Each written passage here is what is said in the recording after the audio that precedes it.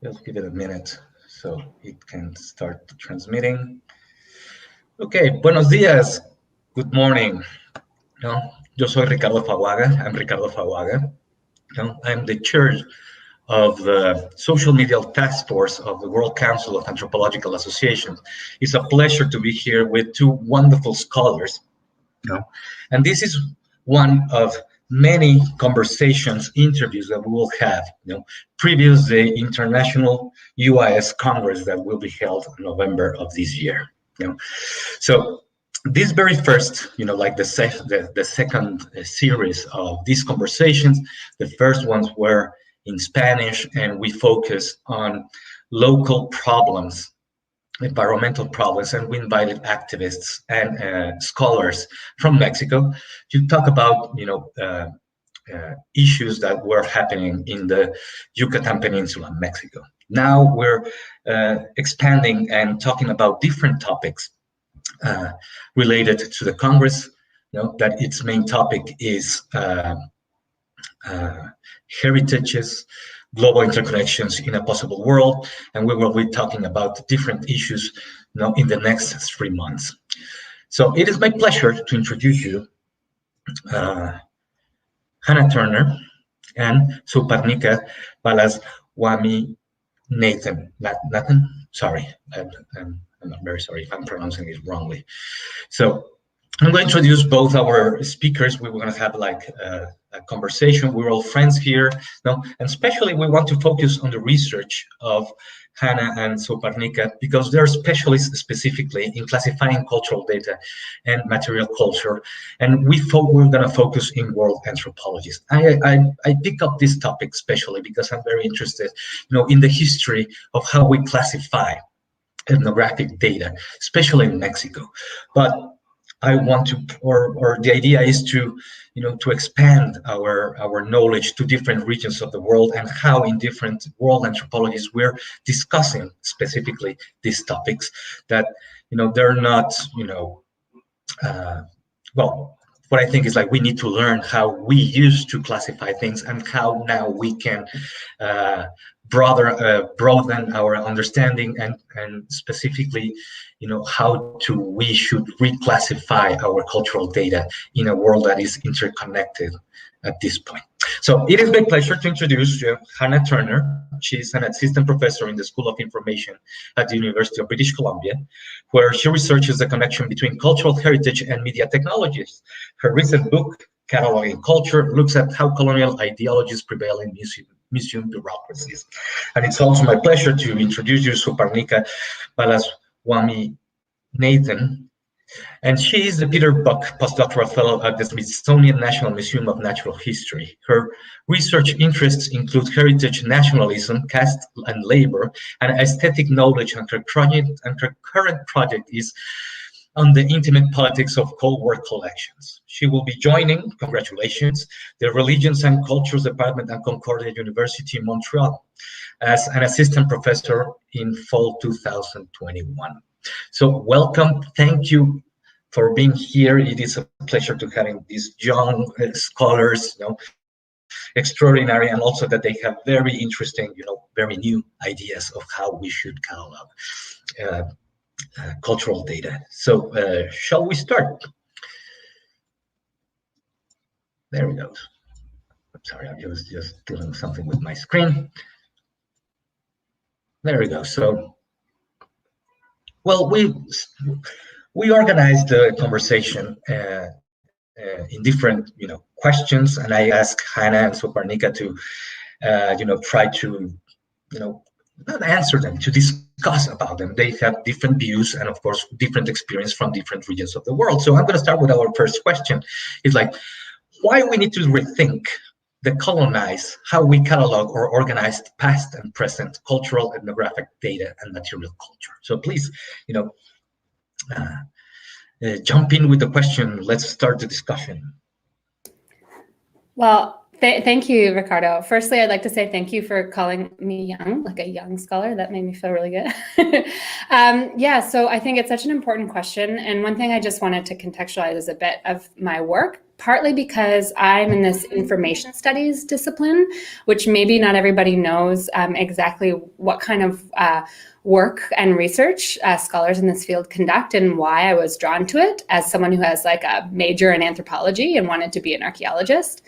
And I think the reason was, well, information studies is quite broad. It's often connected to the history of media studies, where you look closely potentially at technologies and the ways in which they structure the world. So a lot of really interesting research there. I work at a faculty with librarians and archivists as well. So it's also about the practical aspects of these places, these institutions, and museums as well. So when I started thinking about museum work many years ago, I was very curious about the relationship between what I saw were just like tons and tons of paperwork happening in archival institutions and in museums, and the relationship between those documentation, what I call technologies, and the construction of a kind of knowledge or ontology or epistemology.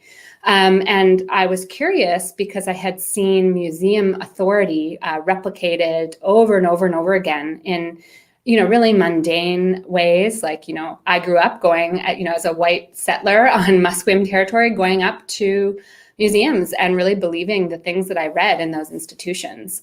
And from sort of that kind of authority that's developed from a young age here in North America and in Canada, toward the more like serious authority that is granted to, the ethnographic or anthropological disciplines. And so, learning this from information studies that, the systems we create can entrance or embolden particular kinds of knowing, ways of knowing is a way to talk about it. I was curious what the connection was in the history of anthropology. And there had been a little bit of work on this. I can think of a few scholars who sort of turned their attention toward the history of anthropology in this material technology or media history way, but not a lot. So when I got to the Smithsonian as a young researcher, I was really curious about that there. And so what I found really was this history of documentation. And that is what struck me the most, is when I started researching the anthropology department, the Department of Anthropology there, this reliance on a kind of way of doing things, the difference between the mundane work, what's called the boring work of record keeping, and then the curatorial work that was seen as the intellectual work of the institution for a long time. And the ways at which those converge and then separate throughout the history of the institution was really interesting to me. And then just the sort of the frames of thought that were coming from both early anthropologists or ethnologists in the 1800s, and how those really bedded down into the cataloging record, and that we use that same information today to construct, pretty theoretical assemblages about the history of quote unquote humanity. So I was interested in that. And I think the importance of understanding that history is part of that. Maybe it's not about reclassifying everything, although that I think has its own, maybe Sowparnika can talk a little bit about that too. But that's the importance for me in that connection between the different fields that I work within. So I'll let Sowparnika take it away.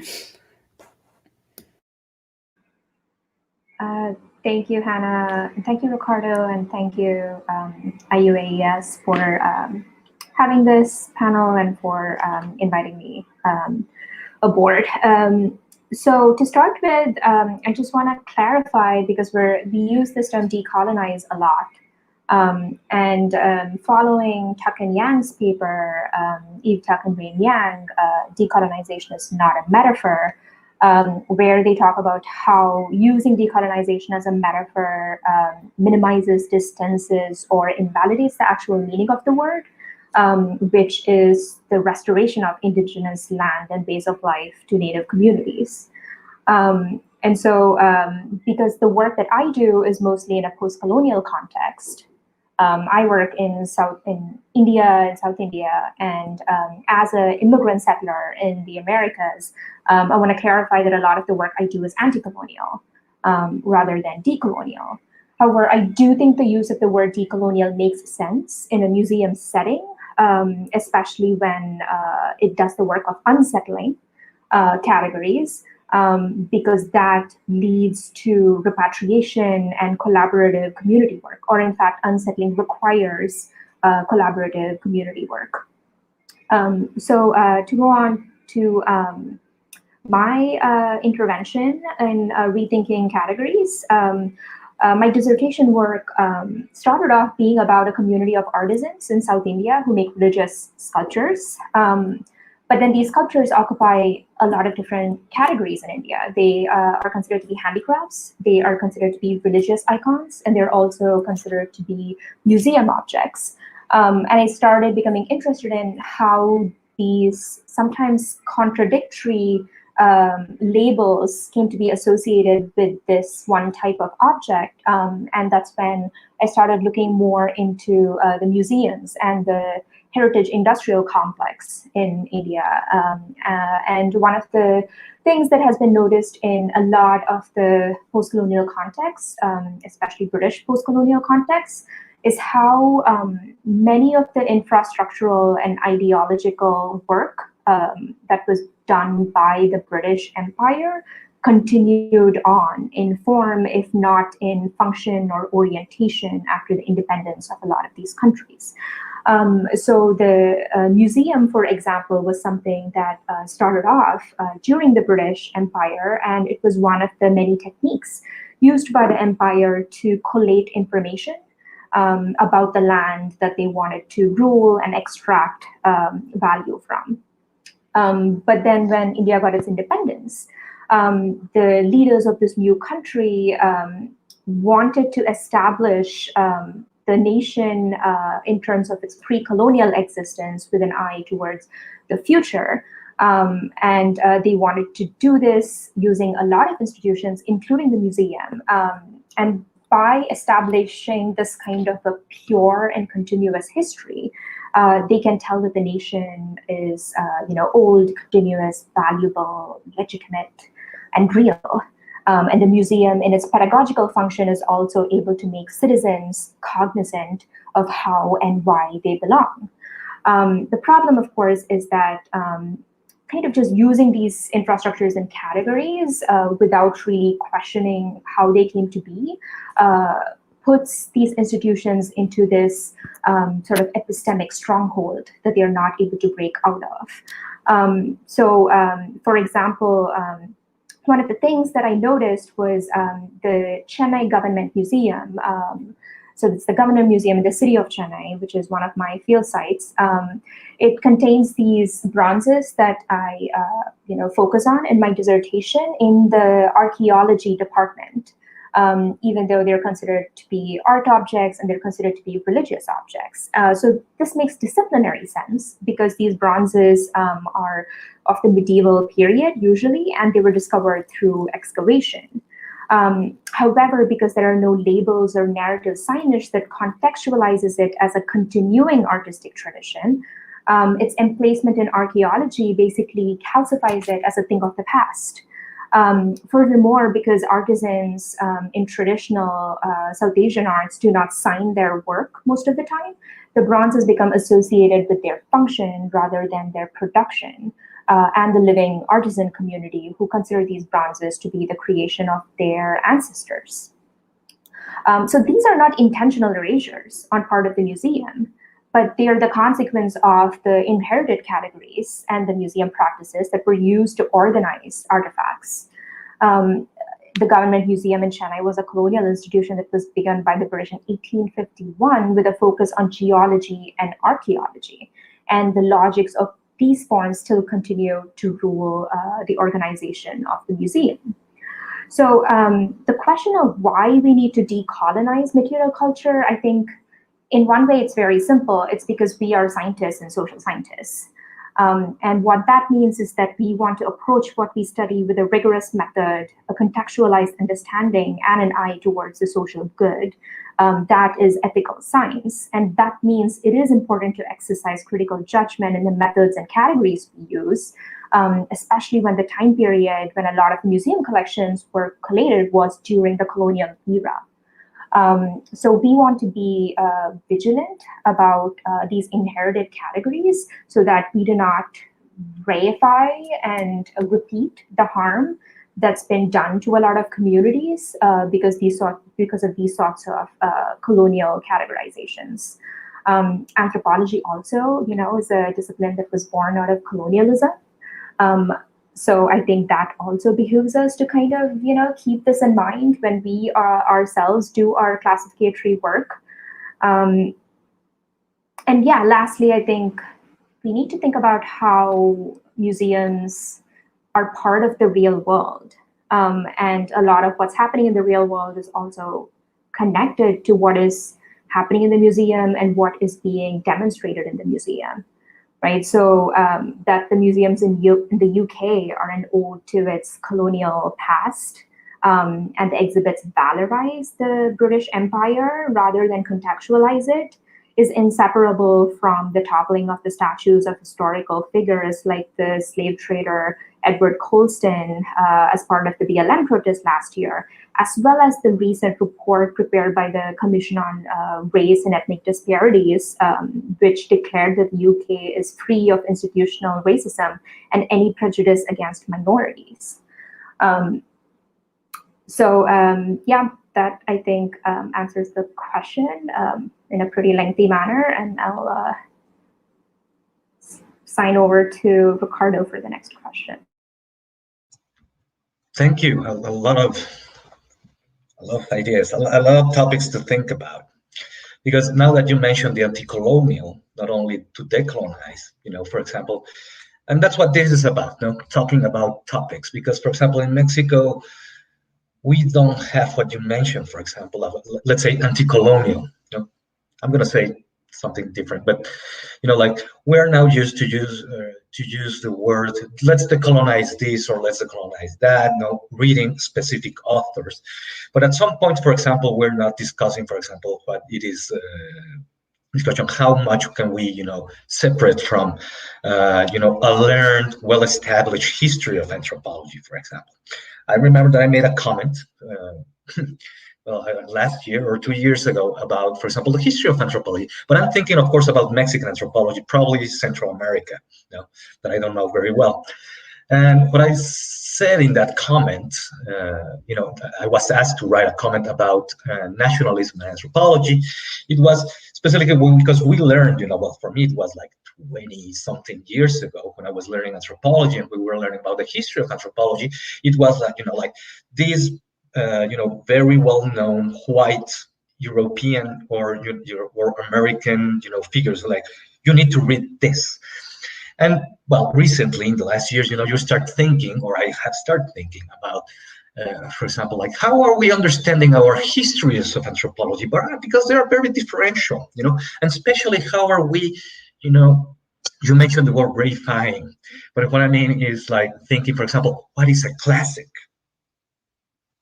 In anthropology, and yes, of course, and I agree, like museums, some museums, not all, but what I see, for example, most of the time of the museums are, these static entities, institutions that when we know, Hannah knows, that, they are filled with the collections and probably a lot of objects that actually they don't know where they come from. And we need, I think, to put, well, that's an ideal, of course, a fantasy of thinking, like we need to organize this at some point, and also that comment about the collaborate with the communities. Like things comes from certain, specific context, and we probably, this might be it's related with my next question, is like how can we engage, for example, of collaborative practices, with the communities, with unknown objects in the vaults or archives of the museums, and also enrich our history of ethnographic collection in world anthropologies. What do you think about that? Remember, this is open. We're all friends here, and we're here to talk. I'll start if that's okay, Sowparnika. Sure. I just want to add context in the Canadian context because I think it's important. As we've, here, well, a few things. So in Canada, we're coming out of and basically are now just starting to implement in various institutions the recommendations of the Truth and Reconciliation Commission, which was a very long process it was also a legal case, essentially to recognize the genocide of Indigenous peoples all over Canada by the Canadian government. And part of that report, and I really recommend that everyone go take a look at it because it's a very interesting, large, long document, and to sort of learn that history in Canada of residential school systems and the other kind of genocidal practices that were going on and still to many extents exist today. Part of that report specifically calls out, quote unquote, museums and heritage institutions to do the work of implementing these recommendations to further collaboration, but also to recognize and understand the history of residential school systems, of 60s scoop, these where Indigenous children were forcibly taken away from families and put with white families. So all of these histories are like very important to the contemporary political struggle of the Indigenous nations within Canada, the many Indigenous nations that exist within this sort of nation state of Canada. So I think that's sort of important to remember, and that's the land that I'm on right now is Musqueam territory, which is Vancouver-esque. And I think it's really interesting to see the kinds of work that's been going on around implementing the TRC in museum institutions, particularly here. I, kind of worked in my early days at the Museum of Anthropology, which in terms of a collaborative approach to museums, I think was doing some really interesting and still does really interesting engaged work with Northwest Coast communities. But I think a major shift that needs to happen across all institutions is the sort of, taking away or like putting people, particularly in Canada, Indigenous people in places of power to be able to make decisions. And, I'm reminded of the work, thinking back to classification that, early on, Mary Douglas, one of our famous anthropological, one of these like classics, who wrote on her book, Purity and Danger, that naming is this world building activity. And really that's sort of making the claim that naming something is an ontological activity and that the ways in which we organize the world really do have actual lived impact for people who are living right today. And I always think like this moral panic around big data that's happening right now and that, Facebook collects everything about me. I do think we should be concerned about these things. But I also feel like it's a bit of an interesting panic because, anthropologists have been using human beings as data for centuries. And, only now are we really concerned about it when it's quote unquote, and by me, I mean, like white people in many cases in North America as because we just have never encountered this before in any real way. So I'm very curious about these connections to say that, human beings being mined as data has been basically a project of colonialism to establish itself as a scientifically accurate practice, which is, still going on, and it is insane. Anyway, so I'll stop there, but I think it's very complicated, and I wanted to provide that context here.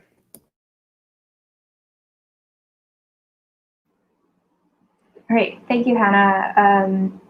So yeah, I totally agree with what Hannah is saying, and I think this is especially kind of interesting when you look at how traditionally museums think about reasons why they need to look into history of collections and why we are saying that we need to look into history of collections, because provenance is not a very new thing. Provenance, knowing how the object got to the museum has been a thing that museums have been interested in since the Second World War, mainly in order to trace objects that were looted by Nazis. And it's only recently that this kind of provenance research jurisdiction has been expanded to include objects that got to European and museums in the Americas during the colonial period. So for the museum still, I think a lot of knowing this kind of information is to establish the authenticity of the object and therefore its value, and then to ensure that the museum has a legitimate and legal claim over the object.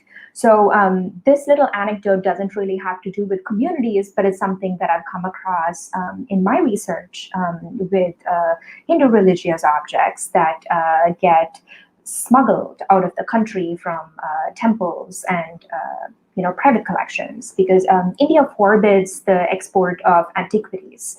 And recently meaning like a few years ago, last year feels like 10 years, but anyway, Subhash Kapoor, who was an art dealer in New York, was basically found to have been kind of this ringleader who smuggled a whole bunch of artifacts out of India, forged provenance documents for them, and sold them to a whole lot of museums. So one such sale was of a dancing Shiva or Nataraja to the National Gallery of Australia in 2008. And that was only repatriated back to India in 2019.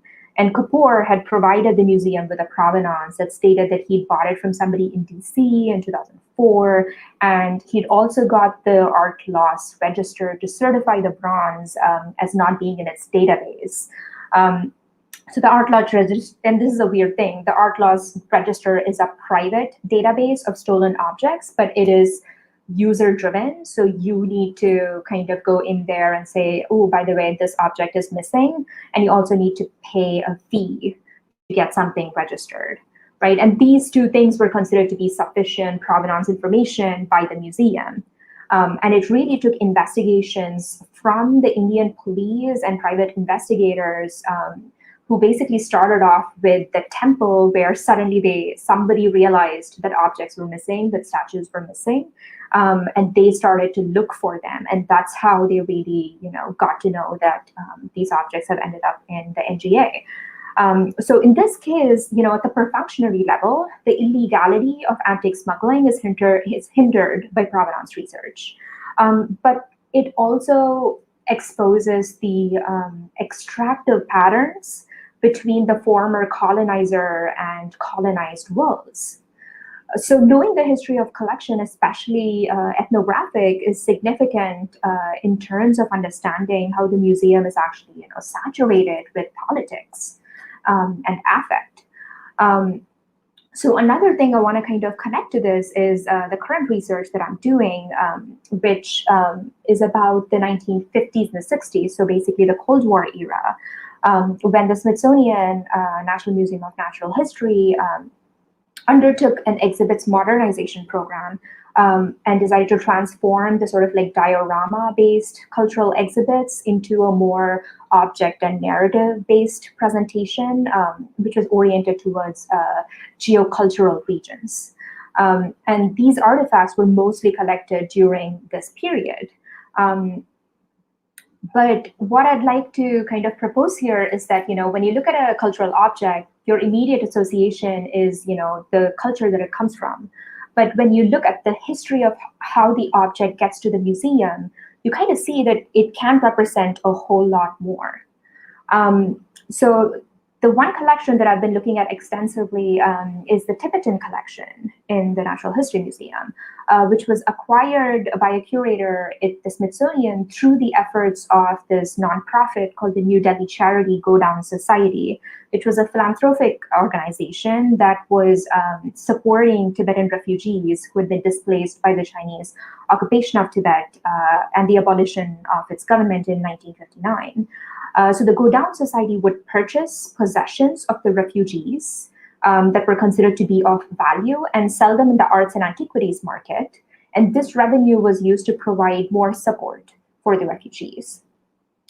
So leaving out the ethics of that, or maybe we shouldn't leave out the ethics of it, because when you look at the collections, it's not just that they represent Tibet. When you contextualize them with the circumstances of their collecting, they also represent the experiences of displacement and trauma. And so these collections were produced through the political events of invasion and occupation and displacement, as well as the sort of affective experiences of these refugees who were desperate and in distress and had to sell these often personal belongings in order to survive. So in both of these instances, the smuggled sculpture, the NGA, as well as the Tibetan collection that was procured legally, the question of ethics and belonging comes up.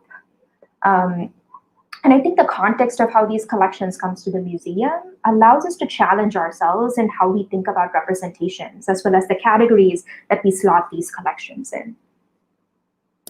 Can I just add one more thing, Sowparnika? That was so interesting. Something you said really reminded me of something in my own work. And so, something I found in the history of the Smithsonian in particular, as a national collecting institution, I think, a lot of the collections were requested from scientific expeditions and things like that. So was that there was these really interesting, I think it's in the book, but there's these interesting moments where in the archival work that I did, to see that there was a lot of this work around fudging the provenance because there was like a market for museum objects. Because, of course, as soon as a national institution starts requesting things, and there becomes this sort of side market for creating authentic objects. And there was this really interesting moment in an archive where it said, sort of like, anything that has people know that if you add a label to something, it will be more valuable, which was just so fascinating to me. So it was just, and this is in the mid 1800s, where the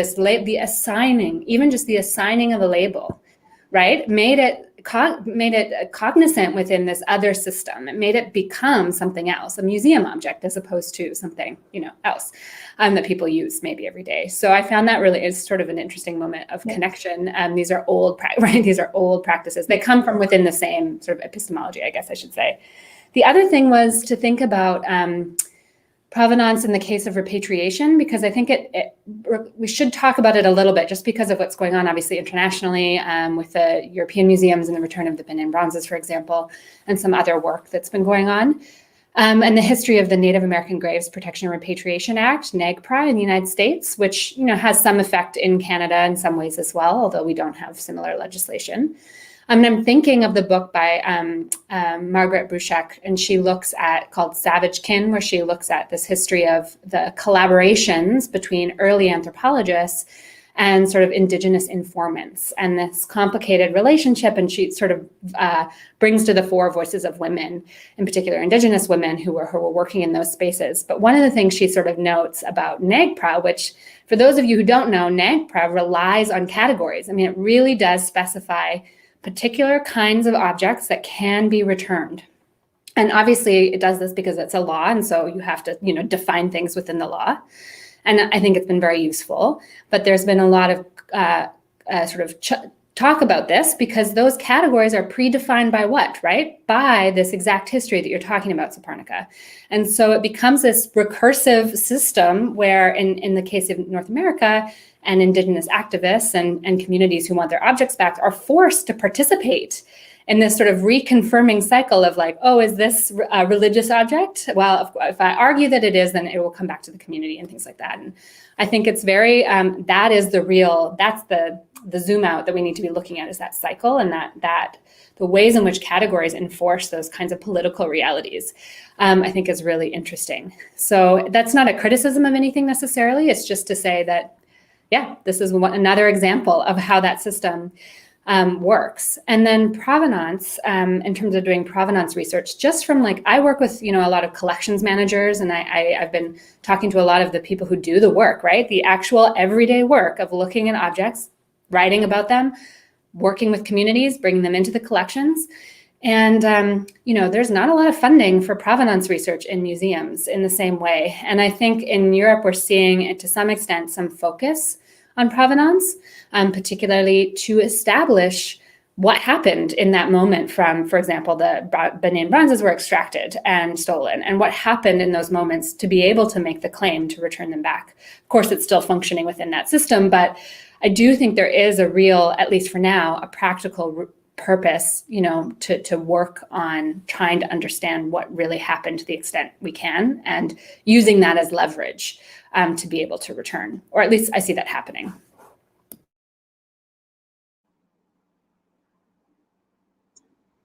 If I could add one thing, or actually continue the chat really about the same thing. One of the things, it's a short thing. There is no process of repatriation in South Asia. right? There isn't really a concept of we're gonna, the museum has stuff that doesn't belong to it because it's all considered to be the national, heritage. It's the commons, it's the public heritage. When in fact, we've been talking about decolonial, anti-colonial, and then settler colonialism and external colonialism, or expat colonialism, as I like to call it, as kind of separate things. But really you kind of see them interface with each other or intersect with each other in quite a lot of ways. So in South Asia, there is a lot of encroaching on territories, settling on territories of tribal communities or marginalized communities by the state in the name of development and neoliberalization, where the state kind of assumes that it knows better what a good life for these communities would look like. And also the state gets to decide who gets to have a good life.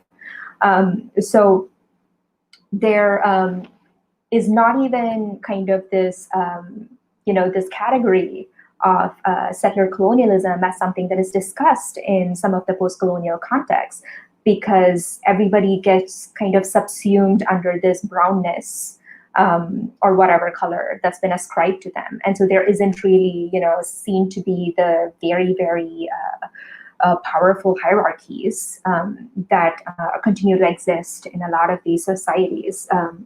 Hierarchies of the pre-colonial period exacerbated through colonialism or affected by colonialism, but which continue to exist.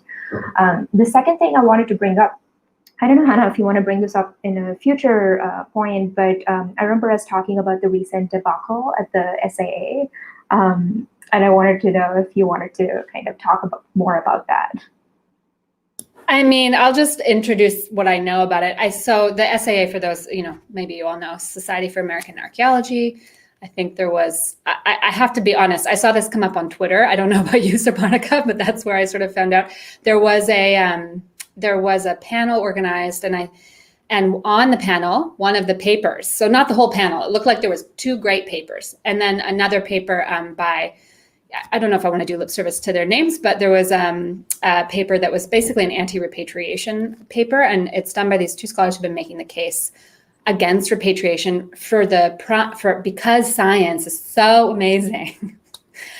We need to have access to human remains. Whoever that we is, I'm not quite sure. And it just happened, I think last week or something. And so there's been a lot of outcry online, and I sort of was following along. But Sowparnika, I don't know if you want to add anything. I think it's just. I think because we've been speaking about categories and, community engagement, it's such a striking thing, because here you have a paper by an archaeologist who basically says, look, we're a secular country. We don't allow the interference of religion into science. But then, NAGPRA is basically, a religious right.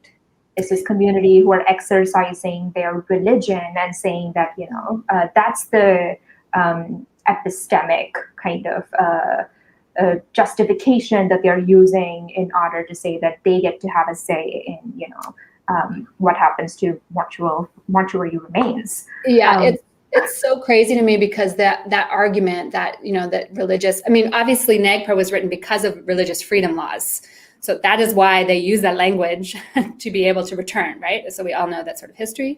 What's crazy to me is that to assume that the United States is a secular nation is just out of this world. It is a Christian nation. You can see that over and over again, and it upholds Christian values as much of North American society does, in very interesting ways. And to say that we as scientists have, and science is a Christian, all of these things, it just blew my mind that is still kind of the myopia around acknowledging that. And the whole use of the, religious laws, religious freedom laws, is also because that is the only category that is available. Right. That's been imposed. So a lot of communities get kind of siloed into, there's a religious community. This community has culture, right? Like ethnography mostly deals with, the rest of the world. It doesn't really deal with white people. Mm-hmm. And so there's a reason why culture and religion become these categories that become very powerful and unquestioned. And so even, NAPRA having to come under religious freedom is also because that is the vocabulary, that is the structural, organization that is available. I do have to say that you're absolutely right. It's when I'm talking about that system that we're all functioning within. I think NAGPRA does have other categories. So it has a religious or ceremonial, and I think the key there, and someone will correct me if I'm wrong, is that it's needs to be used in ceremony. So there's that aspect, but human remains and ancestor remains is sort of separate from that. It's special. It's a special case as well, and associated grave goods is that other. So if it was actually found from or with human remains. So I think there is this category, and there's scholars who look, and there's a lot of interesting work going on about ancestor, human remains, and museums, because as many of you may know, that's a lot of the collections are in fact human remains, and I think. And in that case at the SAAs, that is what they're focused on, actually, is to say human remains. We need to study human people's bones from history, every single one, and that this connection, and there's the connection between contemporary existence and that lived ancestry through remains, they're saying is tenuous at best, doesn't matter. Right, of course, that is the connection that was severed intentionally by the settler state in order to present itself and to take power and control. So it's these kinds of absences of thought that I think are really shocking. And I'm reminded of the work, if anybody, of Kim Tallbear, the scholar who looks at Native American DNA, who is exactly interested in these issues and has been looking at the creation of DNA as ancestry and how scientists themselves, she actually follows scientists doing DNA work, how it's not nothing is an exact science, I think, as we know now, but her work is really interesting. So I really recommend that book and her work in general around ancestry. Wow. Many things to discuss. Well, yeah, there are many things to discuss.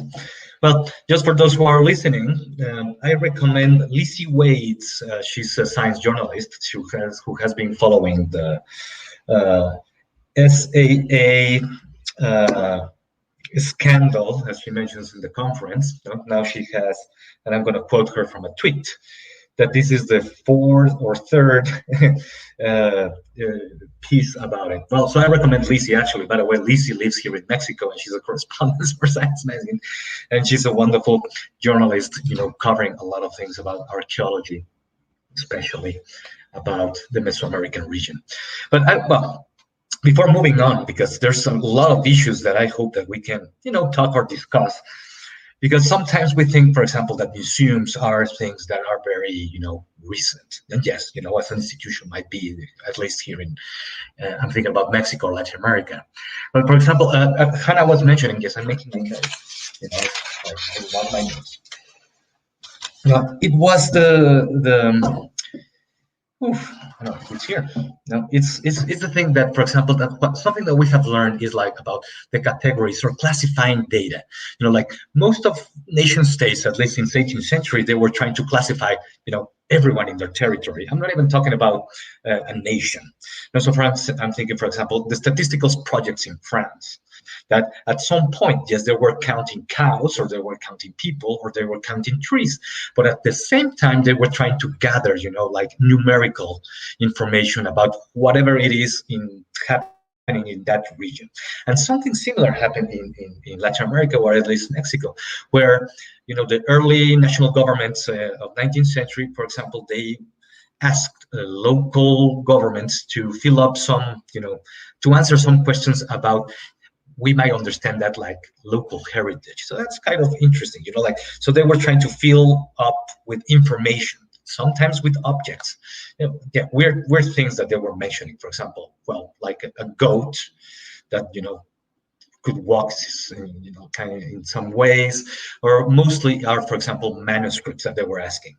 But this idea, for example, the how we call it, James Scott mentions it, like the state being legible, and especially now in our 21st century museums, that we need to technically, we're doing like 3 or 4 different things to try to understand not only the past, but also to, move on in a much more complex way of understanding ethnographical cultural data, not only for museums, but also, for example, for understanding our relationship with the people we collaborate, hopefully, because I should say hopefully, and sometimes that we work with. Because just as a reference, because most, for example, of the Mexican anthropology, most of Mexican anthropology, we anthropologists work our own country. For example, we don't go beyond that.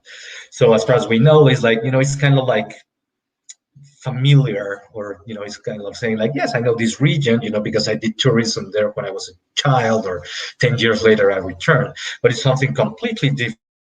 Going to a different culture, learning the historical and cultural background, and saying like, this is it. How can we do that? And I think that's part of the challenges. And especially with a lot of things that you were talking about, for example, about religion and politics. Especially for the repatriation, that I don't believe that we have that kind of discussions here in Mexico. I don't know if Latin America, because here, as far as I know, for example, in religious object, Catholic mostly, that they are colonial, yes, from 16 or 17, 18th century. Yes, there are national heritage, but it is commissioned to the communities because it can be a saint or a virgin, and it is part of their well, I'm going to say rituals, Catholic rituals, or their Catholic rituals, but it's like kind of a commission that, yes, if you need some expertise, we can go there, but And now that Sowparnika was mentioning, this national index, I'm going to say, of stolen or repatriated archaeological or cultural objects, we have something similar here in Mexico, but it's not repatriation. It's just like, if someone has something in a private collection, they should, or it's recommended, to share that knowledge. But as far as I know, for example, it's not even public, that we don't know what we have. That's my point. So I think at some point that it's part of, like, I know we're talking about different national or transnational contexts, but I think that that's one of the main issues, to make available all this information. For example, I don't know, Hannah might be interested, or Sowparnika might be interested in that at some point, like how these collections were organized, to compare, to analyze, to enrich our own research. Because not everyone, for example, is able to go to the Smithsonian. I wish. Well, I walk through there once, and even some of the things that are in their collections, although we have all wonderful digital databases, some online and open access, there is not all the information that sometimes we need. And that, I think, it's a problem. And I was remembering, and I will let you talk because you're here, our experts. It is like that I was remembering something extraordinary that happened in the Mexican Congress probably a month ago. So a friend, a colleague, Antonio Sirion, he made like this big thing to uncan, let's say, like he got in contact with some indigenous women who made films in the 1980s here in Mexico. Those movies were never shown. So they made the movies, and then they were archived until a month ago. And we had a chance to talk with them. Like the question here, and I have this talk, it's not a discussion, a talk with Tonio. He's an expert in visual anthropology. He's like saying, like, well, who owns these movies? Because actually, these women are the directors. They wrote the whole dialogue. It was their families who perform all these movies, but they have not been able to see this movie about their past, specific issues. About their communities 40 years ago. So you see, like, this is something visual. This is something very close in time and space. These women are still alive. They're doing something different. They're not moving ethnographic or no cinema. They're weaving and doing some other activities, but they were quite surprised, trying to figure out, like, what happened to what I did. It's kind of a time capsule, with them. So I only use that example because it's very recent for me, and that triggered a discussion about, like, who owns what. You produce it, you wrote it, your family participated, but you were never able to, use it. No, and still, well, Antonio is thinking, to bring all the movies and make, to present them to the community, leave a copy. But it also implies another issues about technology, especially in communities where, you don't have certain amount of technology, where you're gonna project the movie, problems of electricity. I don't know. I can think of different things. So, in this case, for example, it's like who owns what, because. Yes, the museums have a lot of things. They're national heritage at some point, but we are moving, or as far as I understand, is like we're moving to a new approach of museum studies, especially, or of classifying cultural data. Well, that's my approach. Not only from the historical perspective, but also from what I read from, for example, from Hannah's book, is that like we're thinking in a new ways of how we're going to approach all the communities. And if I'm not wrong, you mentioned something similar in the American Philosophical Society talk when was that, Hannah? Was what, last year or this year? December, I think. Oh, well, you see. But because they also have this kind of program, what was a couple of weeks ago, they were talking about or discussing about citizen science or something like that. And I think that Adriana Link she's very interested in collections and cultural data. So I want to continue with the discussion. This is great. Really, I'm learning a lot. Especially, like trying to move on, like what can be the future, or where should we, pay attention, of course, from a personal point of view, like institutions have different budgets, cultural policies are, national and sometimes not very clear specifically on this. And, sometimes we need to work in different directions and try to, do little pieces of history, and then, try to do a little bit about the near future about collections. So what do you think that what should be done, for example? Yes, including the digital world. It's not only at some point we're going to return to we will be able to gather and meet person in person, hopefully, after vaccines. Yes, exactly. No, I'm also crossing my fingers. But now that we have learned, for example, about the digital, that has solved a lot of problems, and also should be included, like now it's part of our daily lives. Now, what's part of this, or what should be, like the urgent agenda for, special collections? Well, that's special because I'm thinking about libraries, ethnographic collections and museum collections. So I can go first. I'm going to answer this question somewhat generally because I'm not a museum practitioner, and so I don't really think about the day-to-day in the museum as much. But I'm more concerned about what function the museum is doing in society, in the world as it is right now. So traditionally, museums have been about the past. And I'm not talking about contemporary museums here or experiential museums that focus on interaction. And I also acknowledge that a lot of museums are trying their best to open themselves up to interactivity and interventions. So artistic interventions in anthropological museums has been a very consistent and trendy thing that's been happening in a lot of museums. But I'm kind of trying to think of this more as a mental exercise. That is like, what do you imagine when you hear the word museum? And that is something that's about the past. This kind of a museum, it carries objects of the past, or at least objects that have become past their use once they enter the museum. And they reference cultures that are not there, which are either in the past or which are spatially separated. And they present narratives about cultures and communities, which just cannot help but be limited and static, because it's just there and it's not changing every day like cultures do and like people do. So the raison d'etre of the museum then is, historically at least, has been to hold, to preserve, to protect, to educate, and to entertain. or present, however you want to think about that. And I want to think about the museum in the context of the fact that we are undergoing the largest mass extinction event in Earth history, where 1 million species are facing imminent extinction.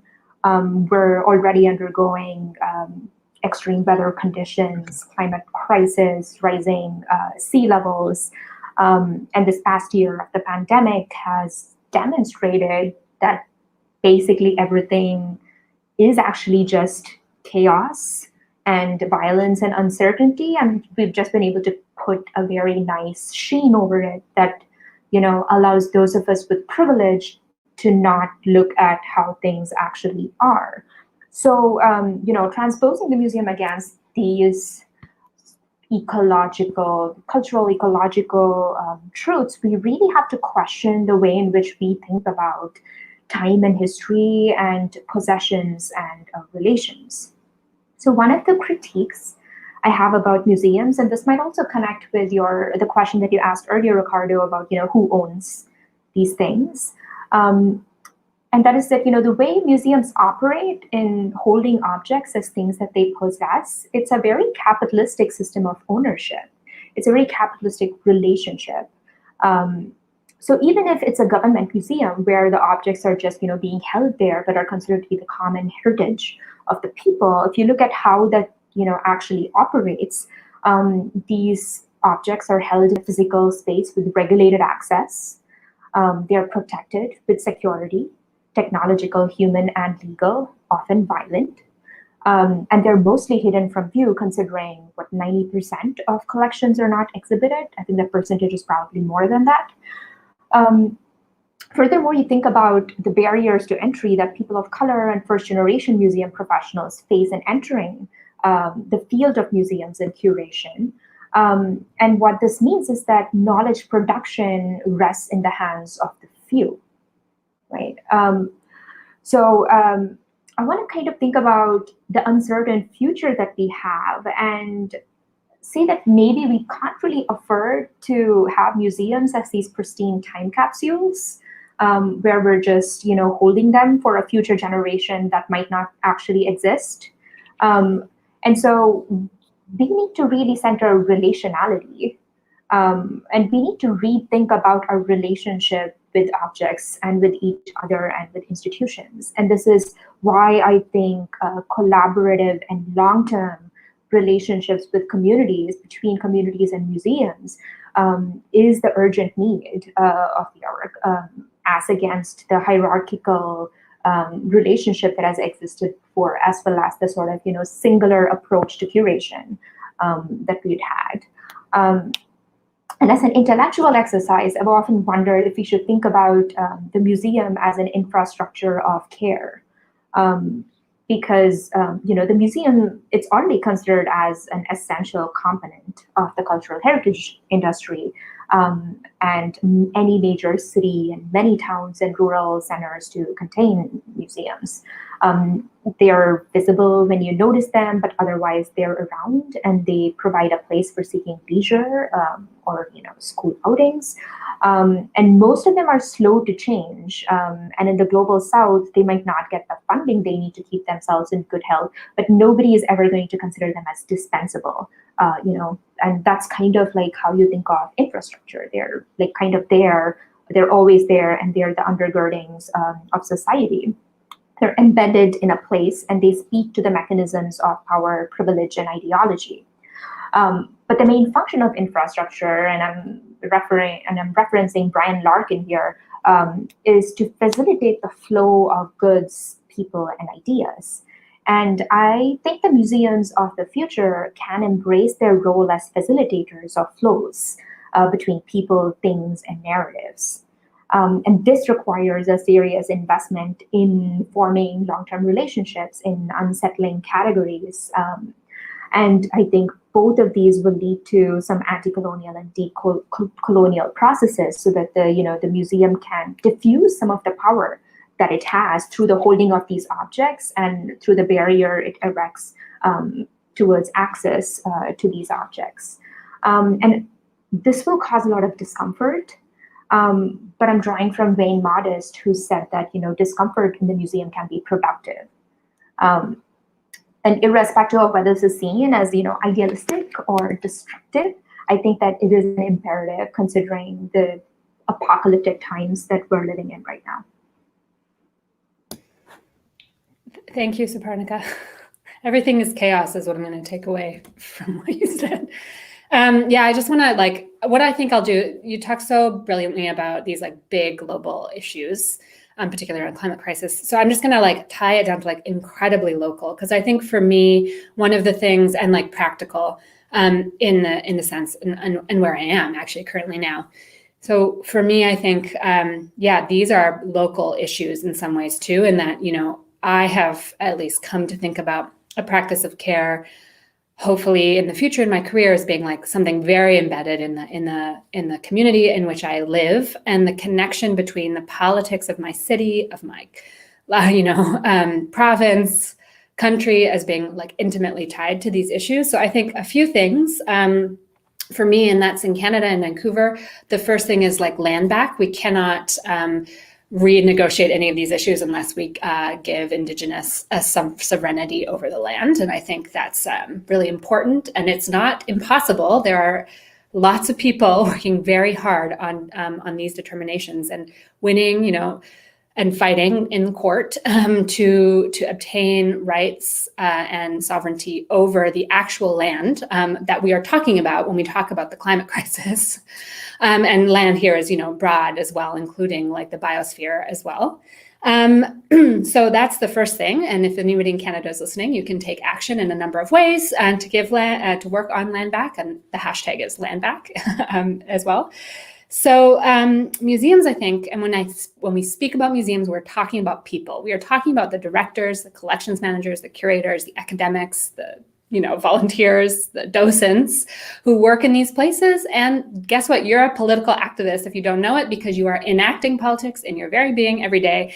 And so I think we can hold the directors of museums to these standards, to become activists in their cities, to stand up at council and work towards a multitude of issues. So I think for me, those are the kinds of things I'd like to see change in our local institutions, or continue if they're happening.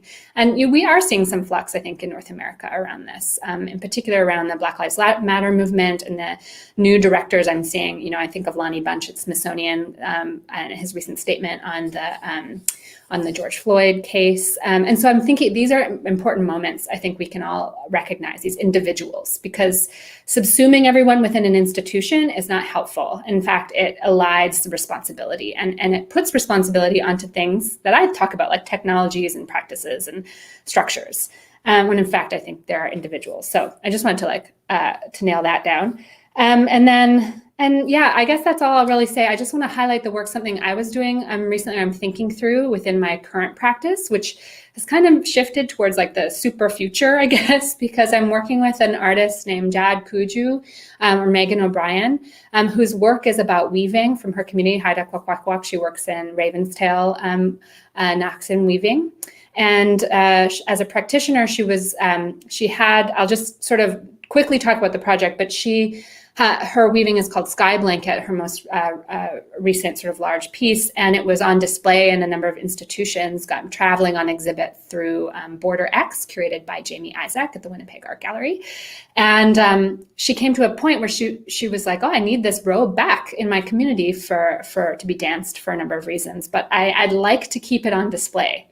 So we had this moment where she was like, how do I do both things? As an artist, as a practitioner, as a community member, and then also as someone who obviously would like people to see this and to be a part of this amazing exhibit. And so she came to my colleague, Kate Hennessy, and with this problem, and we're like, can we 3D print this thing? Or what do we do with new media technologies? And I had worked with 3D scanning variously.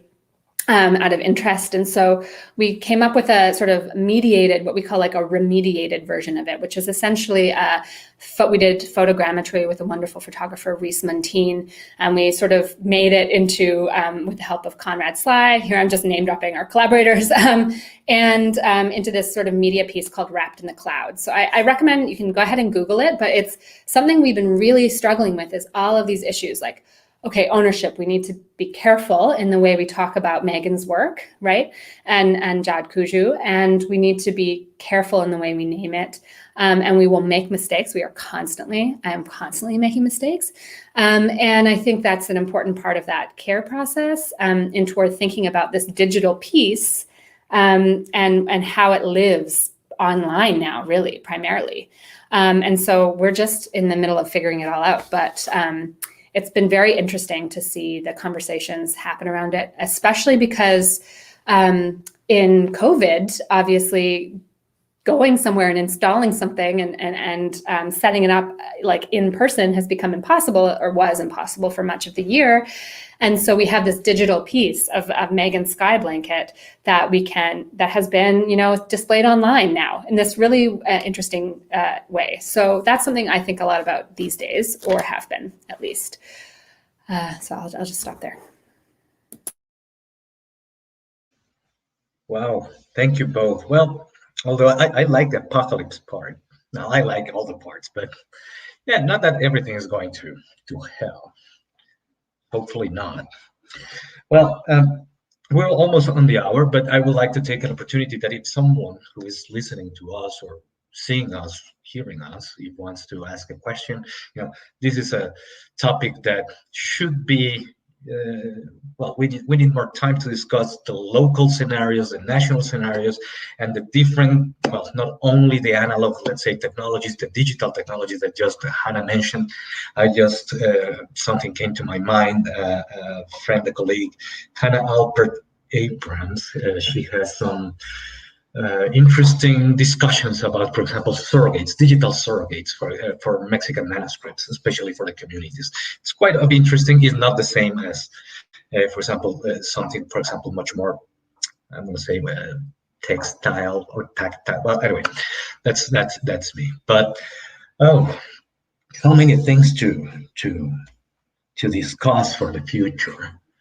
Well, I hope that we can, bring this kind of discussions, part of the commercial, like the three of us, Hannah, Sowparnika, and yours truly, we're going to be, hopefully, at the U.S. Congress, that it will be held online, and discussing some of these very same topics, but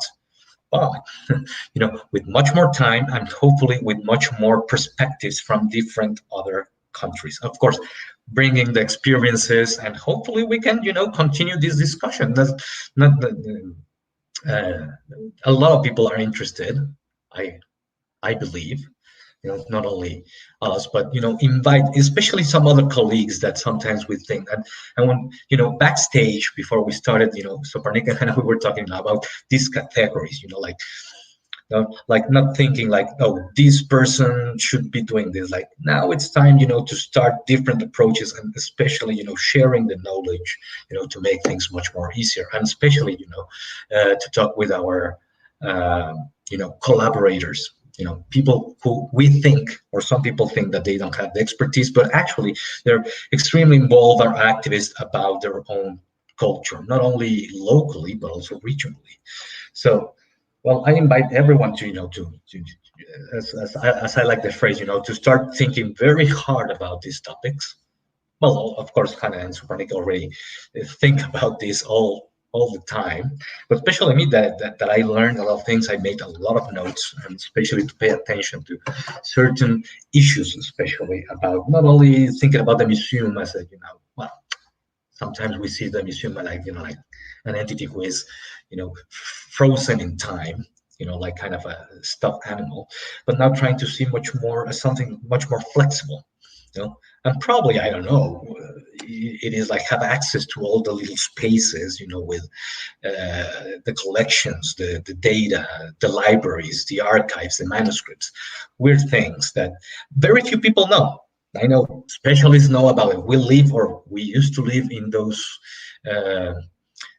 tiny spaces of old manuscripts or old objects, but actually those have meaning, to different people in different communities. So, well, now we're over the hour. We hope that everyone enjoy. I want to thank again Hannah Turner and Sowparnika Balaswaminathan. Sorry, Sally.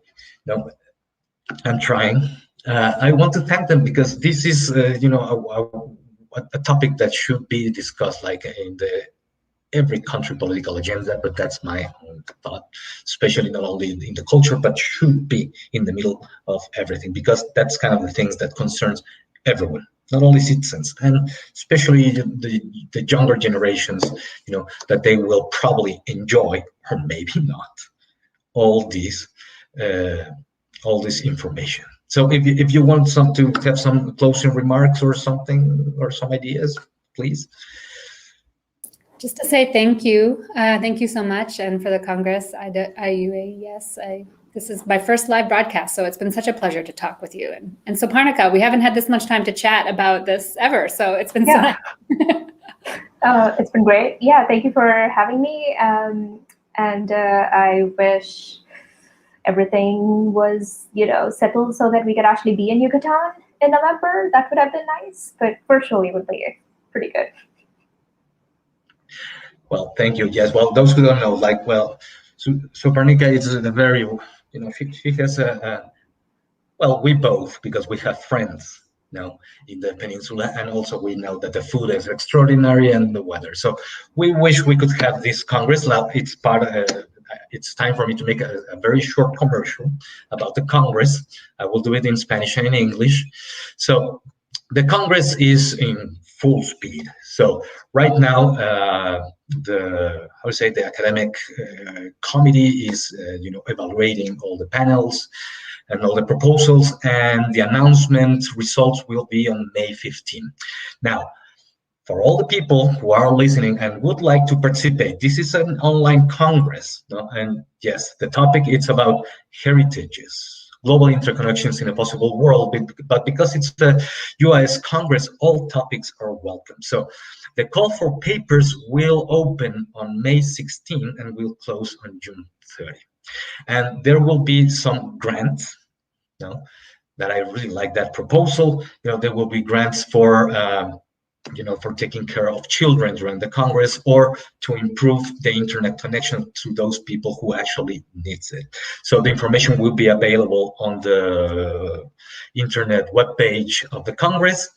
And yeah, rápidamente les comento la convocatoria del Congreso para llamar para ponencias individuales. Abrirá el 16 de mayo y cerrará el 30 de junio. Ahorita el comité académico está evaluando los paneles o las propuestas de paneles, para dar los resultados el 15 de mayo. Entonces, todos están invitados. No solamente es un congreso con miras a hablar o discutir temas sobre patrimonio, sino por ser un congreso del IUAES, todos los temas de antropología son bienvenidos.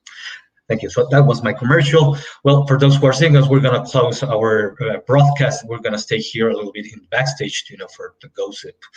And well, for everyone who has been following us, we remember that we're on Facebook, we're on Twitter, we're on Instagram, and all these videos are being recorded for everyone. I know that the schedule is not easy for the different time zones of the world.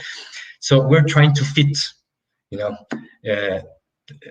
people, experts, scholars from different parts of the world, so they can, join in to this, well, I don't know if call it a discussion, like this conversation between friends and experts about different topics. So next week, we will return to the Yucatan Peninsula. Are we going to talk about illicit practices, corruption, and heritage? No, it's not heritage. Well, topics related with those topics. So we will have a specialist from Washington, and we're going to have an anthropologist expert. Like tourism. That's the word. Tourism, corruption, and illicit practices. So. I think it's going to be noon Washington time. I think it's going to be 11 Mexico City time. Well, I will post all the information. Well, thank you everyone who has been following us. Like if you wish, to know, I know that Hannah and Sowparnika mentioned some of the books, some of the collections. I will ask them, to share all those links. We will post them in the Congress webpage and in our sisters or, networks. That's the World Council of Anthropological Associations or the Latin American Anthropological Association. So we're all interconnected in this world. So thank you those. Hannah, please, and Sowparnika, just wait me a second, and thank you, everyone.